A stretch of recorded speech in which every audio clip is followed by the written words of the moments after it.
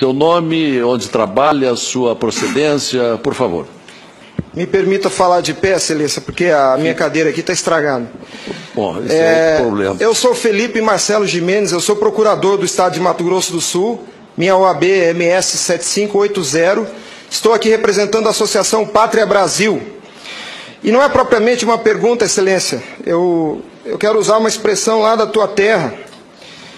Nós somos advogados, o senhor é advogado, eu sou advogado, e quando esses cientistas falam da tecnologia da informação, nós ficamos mais perdidos que Cusco em procissão. Essa é uma frase muito dita lá. Pois é. Acontece que o nosso povo vem sendo enganado por essa máquina, essa arapuca, porque sempre que olhamos para o problema, tentamos enxergá-lo através da tecnologia. E, na verdade, Excelência, nós temos que olhar para essa máquina com a luz da lei. Antes da ferramenta, deve prevalecer a ordem jurídica. A ferramenta deve servir a ordem jurídica e não o inverso, Excelência.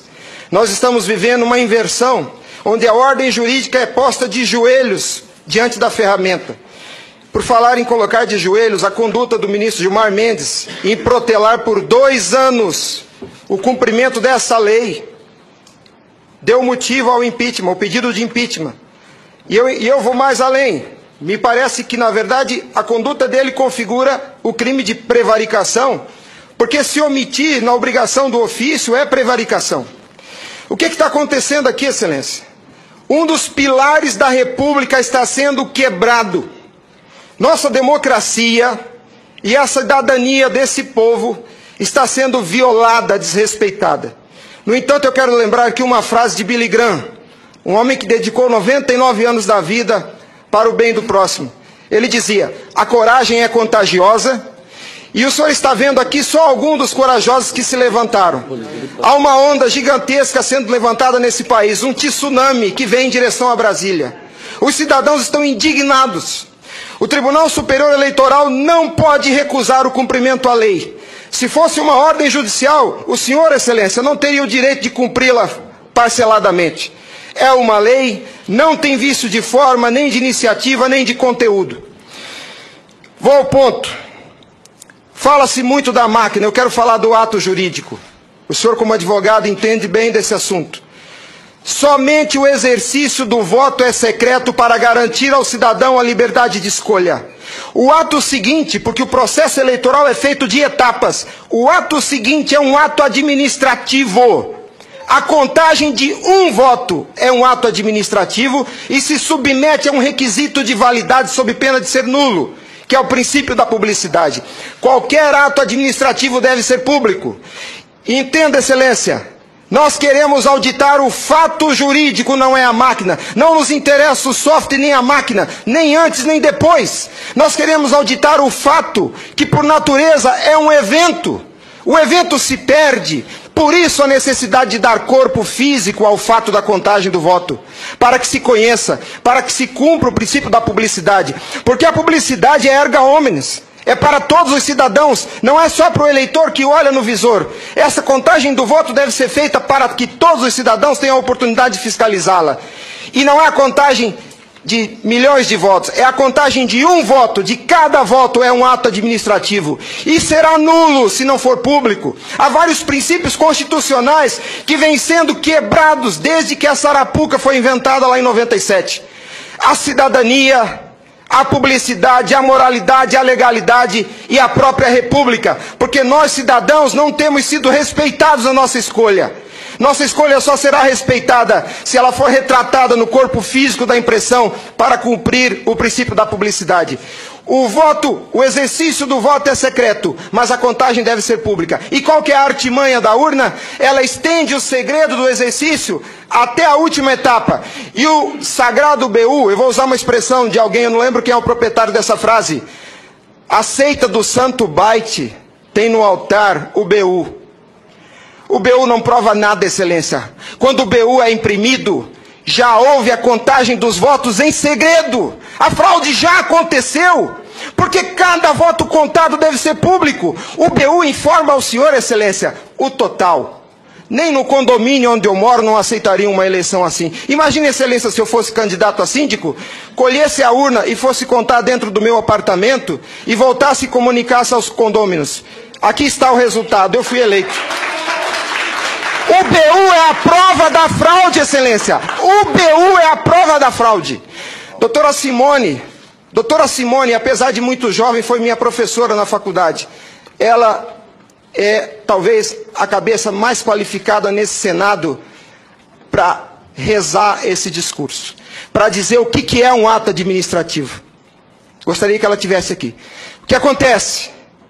Nós estamos sofrendo uma violação dos princípios republicanos, dos princípios constitucionais e principalmente, Excelência, da cidadania, porque nossa cidadania só existe na medida em que nosso voto seja respeitado, porque ele é o instrumento do exercício da cidadania, porque através deles elegemos os nossos escolhidos. E a nossa eleição, a nossa escolha tem sido apurada em segredo, e o fato se perde. Por isso que os adeptos da seita do Santo Baite dizem que nunca há fraude. Porque quando se procurar o fato dentro da máquina, ele já não está mais lá, ele está no BU. E o BU só tem o total da contagem dos votos, Excelência. Nós precisamos olhar para esse problema sobre a ótica da lei. Sobre a ótica da lei. Nós não podemos continuar aceitando esse engodo. E a lei que os senhores votaram, com uma representação maciça da outorga popular, só os senhores têm legitimidade para representar o povo brasileiro. Só os senhores. Os ministros da Justiça não têm essa legitimidade. Eles estão usurpando dos senhores as suas competências. Eles estão colocando esse Congresso Nacional de joelhos, porque estão se recusando a cumprir a lei. Eles estão, Excelência, eles estão cometendo abuso de autoridade. Abuso. Porque essa lei que os senhores votaram com 71% do Congresso Nacional, a derrubada do veto teve um peso de outorga popular maior do que as emendas à Constituição. 71% do Congresso Nacional disse, em nome do povo, será impresso o voto. E a lei, Excelência, não tem discricionariedade. A lei não permite fracionamento. Fracionar o cumprimento da lei é um abuso, é uma violação, é uma teratologia. Não há possibilidade de se fracionar o cumprimento da lei. Imagine o senhor, se o senhor fosse sujeito passivo de uma ordem de Gilmar Mendes, se ele aceitaria ouvir do senhor o seguinte: ministro, eu vou cumprir sua ordem, um pouquinho a cada ano. Até 2050, Gilmar Mendes, eu termino de cumprir a sua ordem. Imagina que ele aceitasse isso do senhor. A lei não tem discricionariedade. Não é possível cumpri-la pela metade. Em resumo, é isso, Excelência. E por fim, o direito dos senhores, a sua autoridade como representantes do povo está sendo vilipendiada. E por quem? Vou dizer mais. Não é por juízes. Os ministros, quando sentam na cadeira do Tribunal Superior Eleitoral para administrar esse serviço público, que é a eleição é um serviço público, não é jurisdição, não é um ato jurisdicional. Quando eles lá, sentados em seus gabinetes, estão administrando o processo eleitoral, são administradores sujeitos aos princípios constitucionais, como qualquer agente do Executivo. A hibridez da Justiça Eleitoral tem confundido o povo. Mas a competência se dá, a função se dá em razão do cargo, não do indivíduo. Quando eles estão se desincumbindo do processo eleitoral, estão executando ato administrativo, não são juízes. E vejam o absurdo, Excelência, um administrador público que por acaso usa toga, se arvoca o poder de desrespeitar a lei que os senhores votaram. Nossa república está à beira do abismo. Se os senhores não se colocarem em pé e defenderem a sua legitimidade da outorga e aceitarem esse abuso de autoridade, acabou a república, Excelência. Acabou a cidadania. Então nós somos escravos. Nós seremos escravos se a nossa escolha e a lei que os senhores votaram não for respeitada. Obrigado.